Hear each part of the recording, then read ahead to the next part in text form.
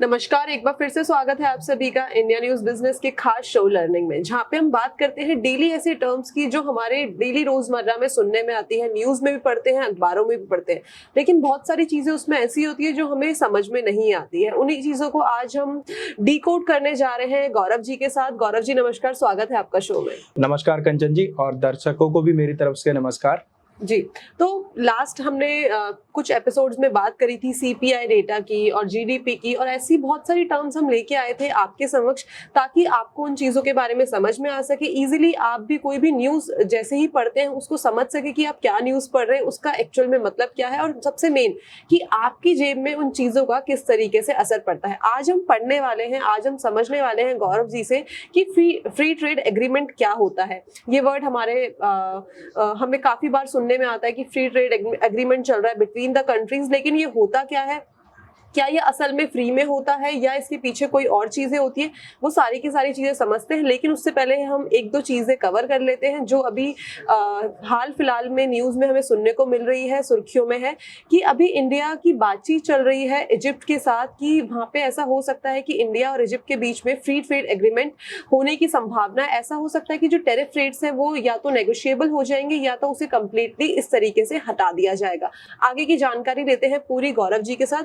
तो गौरव जी, क्या होता है फ्री ट्रेड एग्रीमेंट? कंचन जी, फ्री ट्रेड एग्रीमेंट पे आने से पहले कुछ पॉइंट्स ऐसे हैं जो मैं बताना चाहूंगा, जिससे कि हमें थोड़ा फ्री ट्रेड एग्रीमेंट को समझने में आसानी होगी। जी। सबसे पहले हम इंटरनेशनल ट्रेडिंग को समझते हैं। इंटरनेशनल ट्रेडिंग का मतलब क्या होता है? इंटरनेशनल ट्रेडिंग का मतलब है कि जब एक देश दूसरे देश के साथ ट्रेडिंग करता है, इंपोर्ट और एक्सपोर्ट करता है गुड्स एंड सर्विसेज की, तो ये हमारा इंटरनेशनल ट्रेडिंग कहलाता है।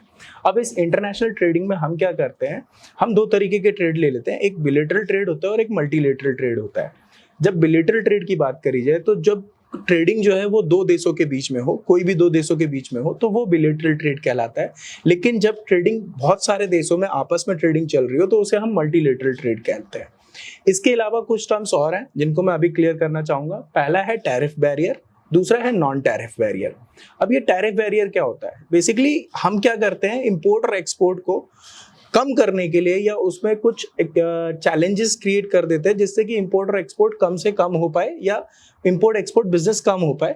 तो उसके लिए हम क्या करते हैं, उनमें बैरियर क्रिएट्स कर देते हैं, जैसे हैवी टैक्स ड्यूटी लगा देते हैं या इंपोर्ट ड्यूटी लगा देते हैं। इस तरीके की टैक्स बैरियर क्रिएट कर देते हैं, तो ये हमारे टैरिफ बैरियर होते हैं।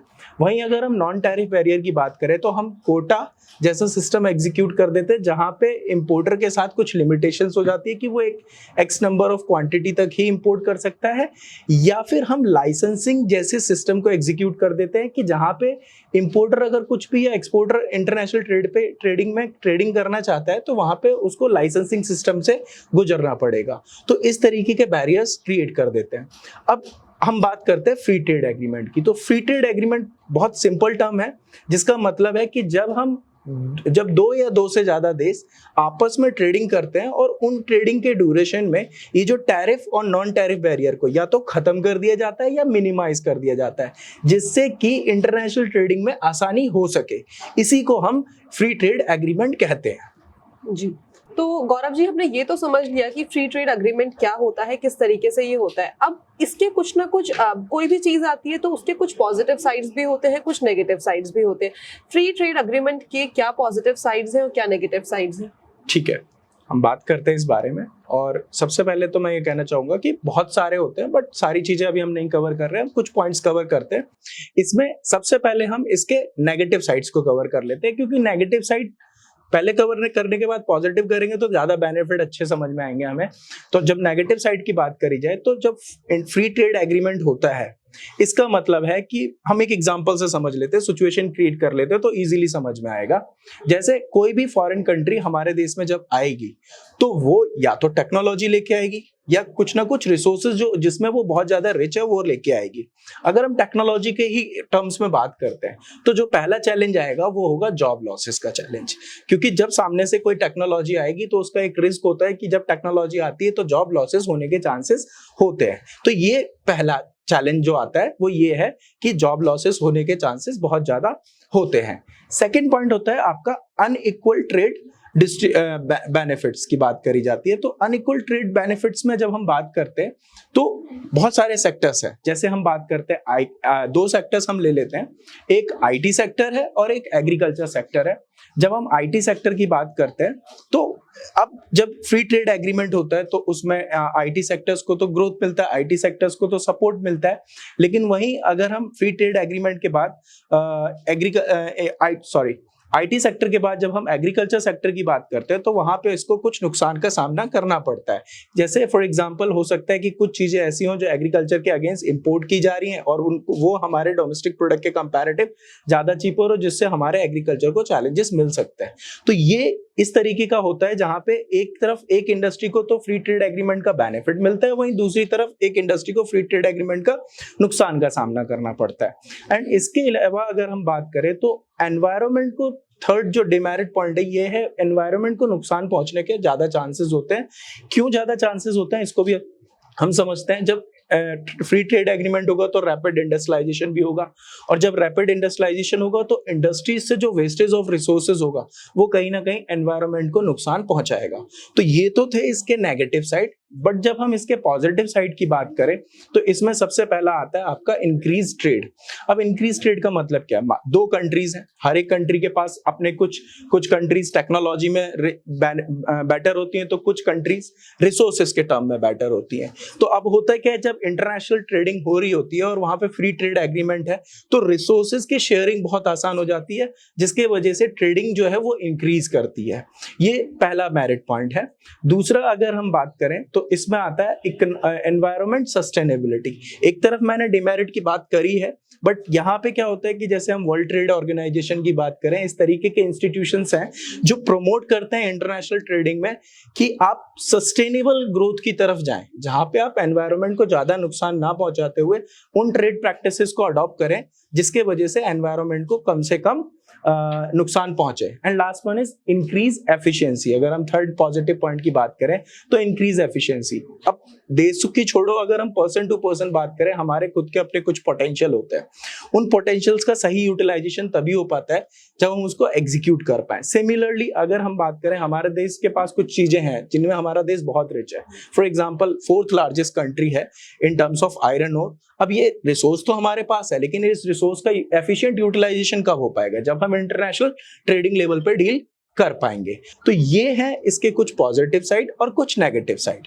जी, तो हमने समझ लिया कि फ्री ट्रेड अग्रीमेंट क्या होता है, साथ में इसके पॉजिटिव एस्पेक्ट्स क्या होते हैं और नेगेटिव एस्पेक्ट्स क्या होते हैं। फ्री ट्रेड अग्रीमेंट अगर हम बेसिकली समझे तो ये किसी दो देश के बीच का या दो से ज्यादा देश के बीच का एक अग्रीमेंट होता है जहाँ पे हम इंपोर्ट और एक्सपोर्ट करते हैं। लेट अस से कि अगर मेरे पास कोई ए प्रोडक्ट है, उसको मुझे एक्सपोर्ट करना है, वो मेरे पास ज्यादा सरप्लस में मेरी कंट्री में प्रोड्यूस हो रहा है, मुझे वो बाहर की किसी कंट्री में एक्सपोर्ट करना है, तो मैं क्या करूंगी, मेरे और सामने वाली कंट्री के बीच में अगर फ्री ट्रेड अग्रीमेंट हो जाता है तो हम क्या करते हैं कि वहां के बीच में के जो टैरिफ्स होते हैं उनको कम करके या उनको नेगोशिएट करके वो इंपोर्ट और एक्सपोर्ट को आगे बढ़ावा देते हैं। ये चीज हमने गौरव जी से भी बहुत ही क्लियरली समझ ली है। इसके पॉजिटिव और नेगेटिव पॉइंट दोनों ही हमने कवर अप कर लिए हैं। अब बात आती है कि जो बाकी की कंट्रीज है वो इंडिया को ही क्यों चुने फ्री ट्रेड अग्रीमेंट के लिए।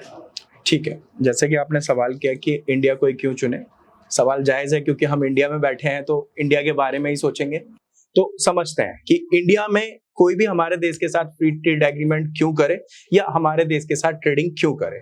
तो इसमें सबसे पहले हम बात करेंगे हमारे पास जो टर्म्स हैं उन चीजों को हम समझेंगे। जैसे इकोनॉमिक ग्रोथ की बात करी जाए तो बाय 2025 ऐसी एक्सपेक्टेशंस है कि इंडिया आने वाले टाइम पे $5 ट्रिलियन की इकोनॉमी बनने वाला है। अब जब $5 ट्रिलियन की इकोनॉमी बनेगा इंडिया, तो यहाँ पे तो बहुत सारे इंडस्ट्रीज की ग्रोथ होगी और जो फॉरेन इन्वेस्टर्स हैं वो चाहेंगे कि आके इंडिया में इन्वेस्ट करा जाए ताकि वो भी कुछ बेनिफिट्स ले सकें। तो इसके लिए उनको क्या चाहिए? उनको चाहिए easy trading policy.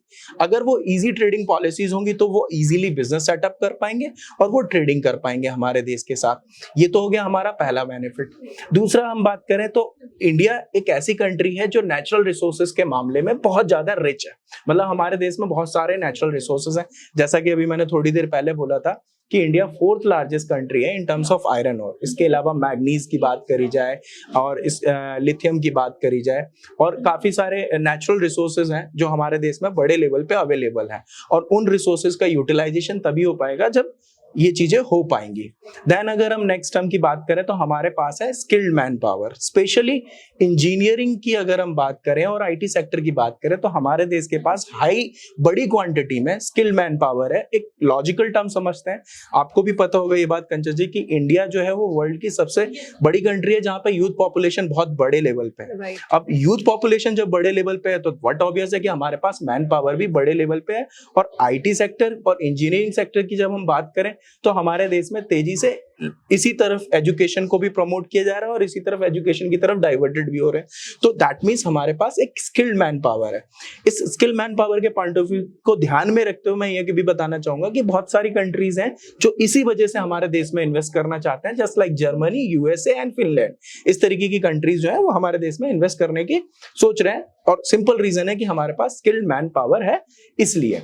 And then अगर हम बात करें लार्ज मार्केट साइज, हमारा देश आज बहुत बड़ी पॉपुलेशन वाली कंट्री है जिसमें अगर हम सेंसस रिपोर्ट 2021 के अकॉर्डिंग बात करें तो 140.96 करोड़ की पॉपुलेशन है हमारे देश की लगभग।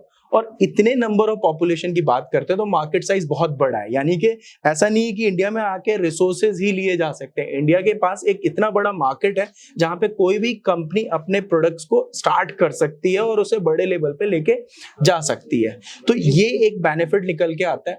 एंड सबसे बड़ी बात, हमारे गवर्नमेंट ने जो पॉलिसीज बनाई हैं वो इस तरीके से बनाई है कि टैरिफ और नॉन टैरिफ बैरियर इन दोनों को बहुत कम किया है, ठीक है, जिससे कि टैरिफ और नॉन टैरिफ बैरियर को मिनिमाइज कर दिया या कम कर दिया, जिससे कि हमारे देश में दूसरी कंट्रीज से आने वाली इन्वेस्टमेंट या फॉरेन कंपनीज जो है हमारे देश में आसानी से ट्रेडिंग कर सके। तो ये कुछ रीजंस हैं जिनके वजह से हम कह सकते हैं कि इंडिया जो है वो एक फेवरेट प्लेस है विदेशी इन्वेस्टर्स के लिए, और फॉरेन ट्रेड एग्रीमेंट का बेनिफिट इंडिया में ज्यादा इन्वेस्टर्स को मिल पाएगा। जी, तो हमने समझ लिया कि हमें ये तो पता ही था कि इंडिया एक डाइवर्सिफाइड कंट्री है।